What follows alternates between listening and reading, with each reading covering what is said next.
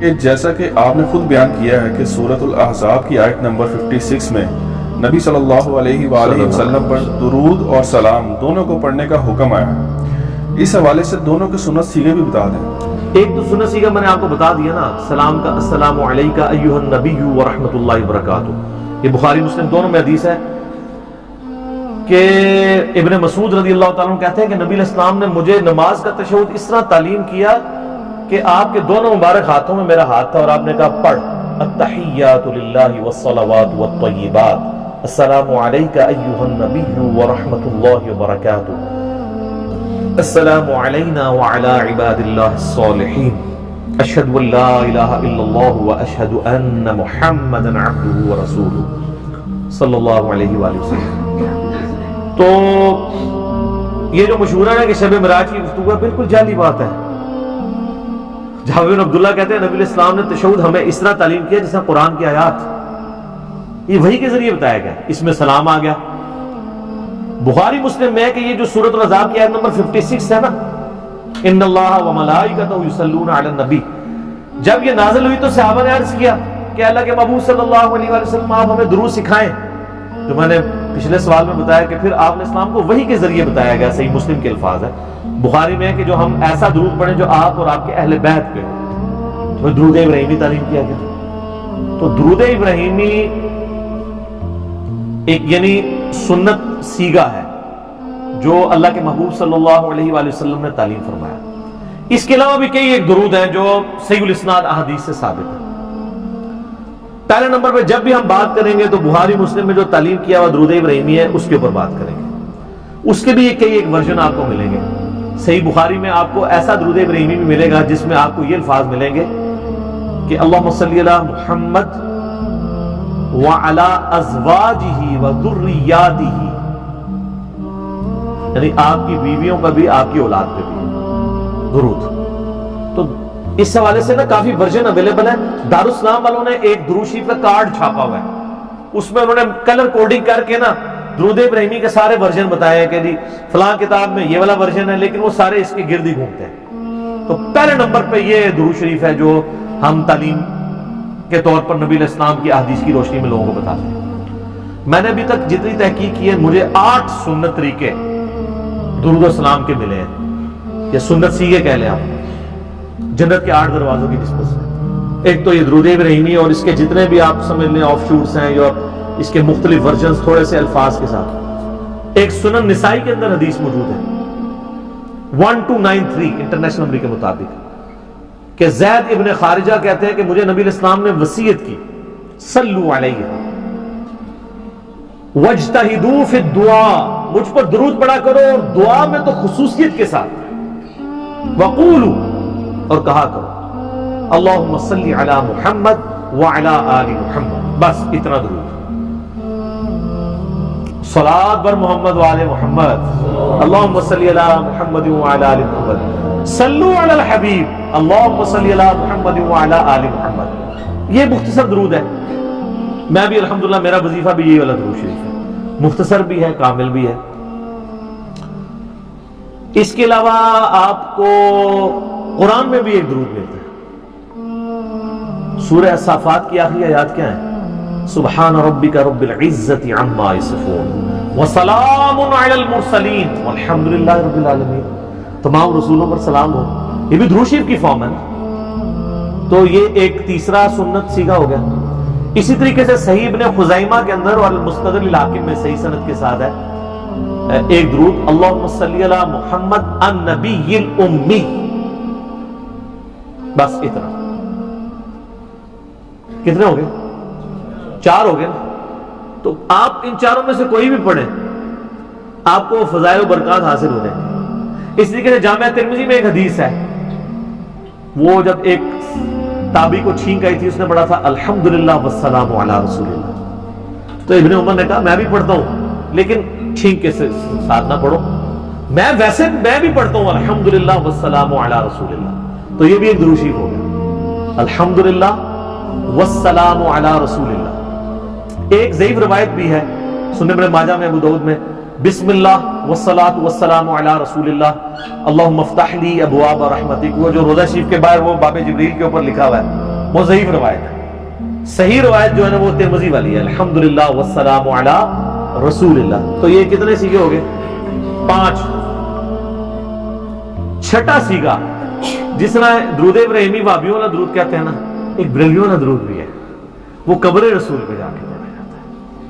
الموطا امام مالک میں موجود ہے, فضل الصلاۃ علی النبی میں موجود ہے, المصنف ابن ابی شیبہ میں موجود ہے, سنن کبری البیہقی میں موجود ہے کہ ابن عمر رضی اللہ تعالیٰ عنہ جب بھی سفر پر جاتے واپس آتے مسجد نبوی میں 2 نفل پڑھتے, اس کے بعد قبر رسول پہ آ کر عرض کرتے السلام علیکہ یا رسول اللہ. اس کے بعد سیدنا ابوبکر کی قبر پہ آ کے عرض کرتے السلام علیکہ یا ابا بکر, اور پھر السلام علیکہ یا عمر, اور ایک روایت میں آتا ہے یا ابتا, میرے باپ آپ پر سلام دی.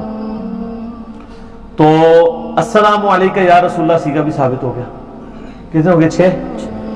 7واں آپ وہ والا سیگا کر لیں جو بخاری مسلم میں ہے, تشہد والا, کہ نبی اسلام نے سلام سکھایا کہ مجھ پہ کیسے پڑھا جائے. السلام علیکہ ایھا النبی ورحمۃ اللہ وبرکاتہ. تو یہ بھی آپ دیکھیں اس کے اندر کتنا ہے, اس میں درود بھی کور ہو گیا, کیونکہ درود کو صلاح کہتے ہیں, رحمت بھی عربی میں کہہ سکتے ہیں, اور برکتیں بھی. کیوں جی؟ تو یہ ساری کی ساری چیزیں, یہ بھی اگر کوئی پڑھتا ہے السلام علیکہ ایھا النبی ورحمۃ اللہ وبرکاتہ, پرفیکٹ درود ہے. اور یہ شب معراج کی گفتگو نہیں ہے, میں نے بتایا بخاری مسلم میں ہے کہ نبی صلی اللہ علیہ وآلہ وسلم نے قرآن کی آیات کی طرح اس درود کو تعلیم کیا ہے. اور 7 پورے ہو گئے میرے خیال ہے. 8واں ایک رہتا ہے, وہ مشہور زمانہ درود صلی اللہ علیہ وآلہ وسلم, جو ہمارے بریلوی بھائی کہتے ہیں کہ جی یہ دروشی محدثین کی ایجاد ہے. نا, یہ نبی اسلام نے تعلیم فرمایا ہے, صحیح مسلم میں ہے. عیسیٰ ابن مریم کے لیے نبی اسلام نے فرمایا تھا وَيَنزِلُ عِيسَى ابْنُ مریم, عیسیٰ ابن مریم تم میں نازل ہوں گے صلی اللہ علیہ وسلم. عیسیٰ علیہ السلام کو نبی صلی اللہ علیہ وآلہ وسلم نے صلی اللہ علیہ وسلم کہا, اور محدثین نے یہ مختصر درود لے لیا. اور میرے علم کی حد تک دنیا میں سب سے زیادہ پذیرائی جس درود کو ملی ہے, نہ وہ درود ابراہیمی ہے نہ کوئی اور درود ہے, وہ صلی اللہ علیہ وآلہ وسلم ہے. کیوں کہ عام جب ہم گفتگو کرتے ہیں تو گفتگو کی روانگی ڈسٹرب نہیں ہوتی ہے. شیعہ ویسے سلوگن کے طور پہ آپ کو وہ کہتے نظر آئیں گے صلاۃ بر محمد وآل محمد, تو اللہم صلی علی محمد وآل محمد, لیکن آپ عموماً شیعہ علماء کی جب تقریریں سنیں گے تو جب نبی صلی اللہ علیہ وآلہ وسلم کا ذکر کریں گے تو کیا کہیں گے؟ صلی اللہ علیہ وآلہ وسلم.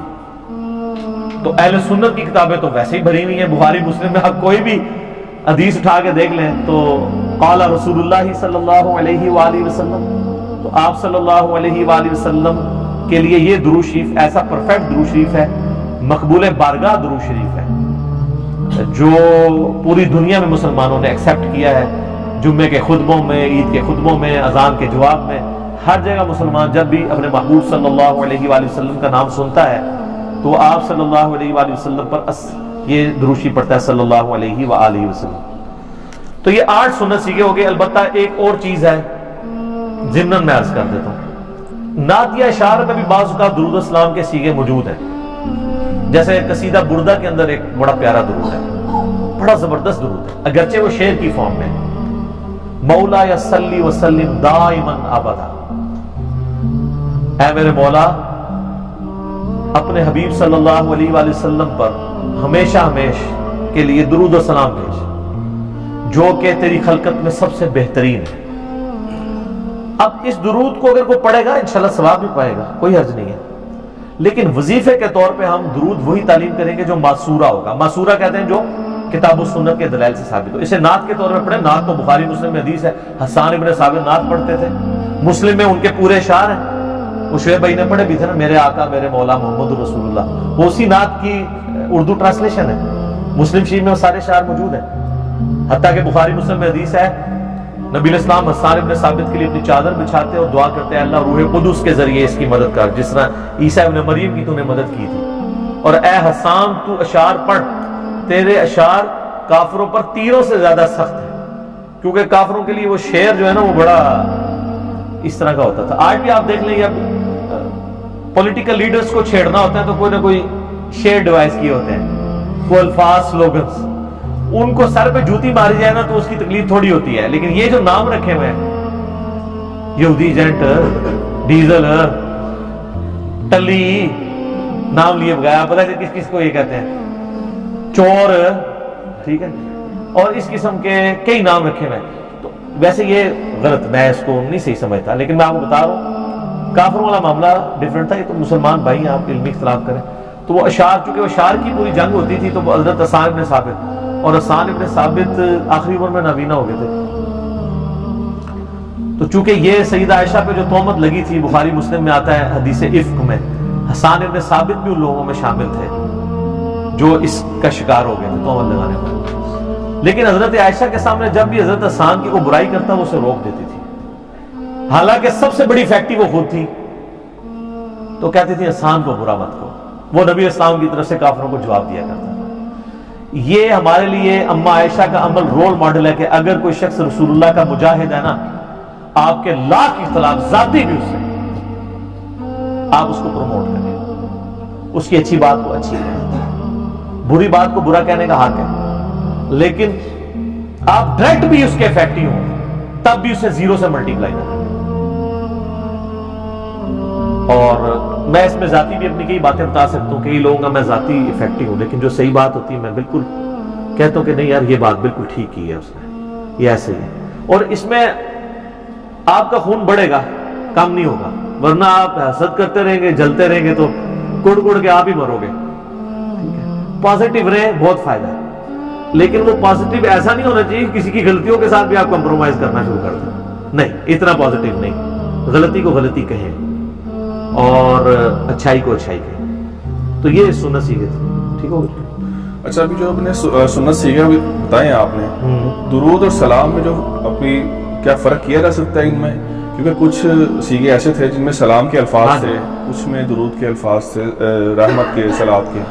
فرق میرے خیال ہے کرنے کی ضرورت نہیں ہے. یہ تو جس طرح اردو لنگوسٹک میں آپ کہتے ہیں خوش و خرم، آپ کو کہ خوش اور خرم میں فرق کیا ہے؟ کو باریک سا فرق ہوگا بھی، لیکن اوورال مزاج ایک ہی ہے. حسین و جمیل، حسین بھی لفظ جو ہے وہ اردو میں استعمال ہوتا ہے خوبصورتی کے لیے، جمیل بھی خوبصورتی کے لیے. درود و سلام انٹرچینجبل ورڈ ہے، اسی لیے دیکھیں درود کو الگ ذکر کیا گیا، سلام کو الگ. لیکن اکثر 99% حدیث میں آپ کو درود کا ذکر ملے گا. آپ صحیح مسلم کی حدیث نکال کے دیکھیں، نبی علیہ السلام فرمایا جو اذان کا جواب دے اس کے بعد درود پڑھے اور پھر الوسیلہ والی دعا مانگے، میری شفاعت اس کے لیے حلال ہو جائے گی. سلام کا ذکر کوئی نہیں ہے.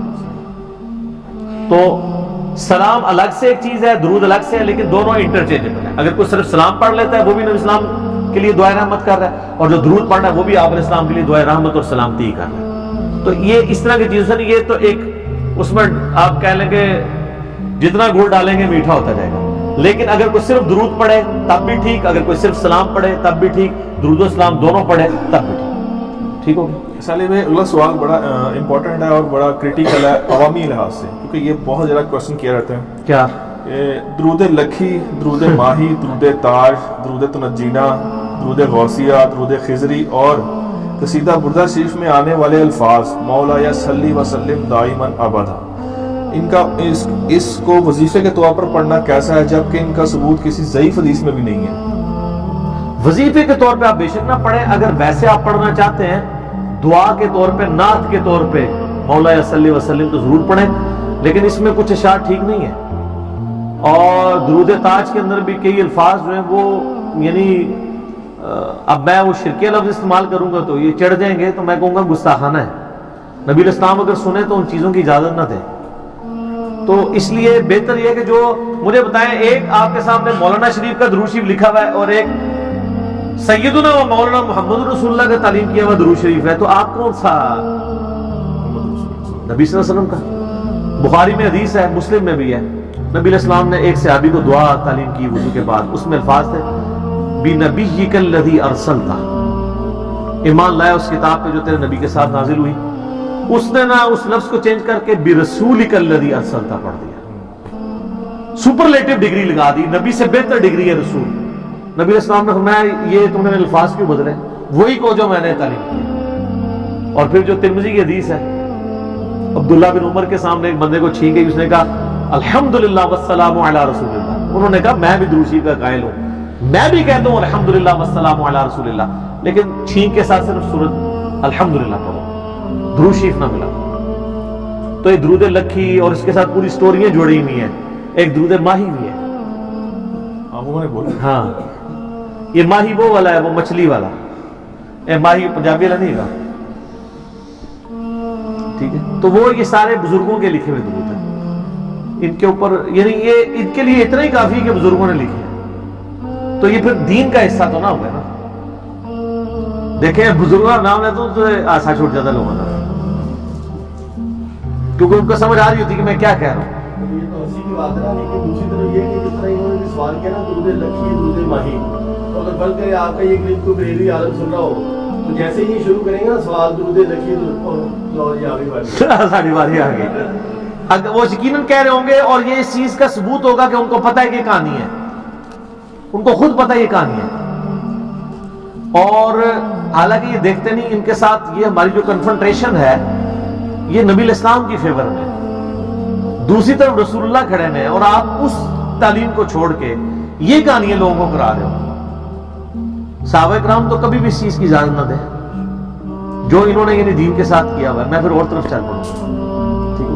لیکن علی بھائی اس میں آپ عوام کو کوئی موقف تو دیں اپنا کہ کیا کرے، کیونکہ اس میں جو سیگے غلط ہیں وہ عوام تو الگ نہیں کر تو سکتے. نعت کے طور پہ پڑھیں. ہاں پھر عوام جو ہے نا وہ پھر علماء کے پاس جا کے ان کے ترجمہ سیکھے، اس کے بعد علماء سے کہے کہ یہ جو اس میں یہ لکھا ہوا ہے دعویٰ کہاں ہے. مثلا اس میں قصیدہ بردہ میں ہے کہ لوح اور قلم کا سارا علم رسول اللہ کے پاس ہے، بلکہ اس میں تو یہ لکھا ہوا ہے کہ حضور کے علم میں سے ایک حصہ ہے لوح و قلم. استغفر اللہ بدالن ہے تو اور کیڑا علم ہے تم کو کہ یہ کہاں لکھا ہوا ہے. تو جب وہ ترجمہ کریں اور پوچھیں یہ کہاں لکھا ہوا ہے، وہ آپ کو خود ہی اتنا متنفر کر دیں گے کہ آپ اس کو کہانی سمجھ کے خود ہی اٹھ جائیں گے وہاں سے، مجھے بتانے کی ضرورت نہیں پڑے گی. تو آپ وہ درود شریف پڑھیں جو احادیث کی کتابوں میں لکھا ہے. میں نے 8 سنت سیکھے شروع میں بتا دیا.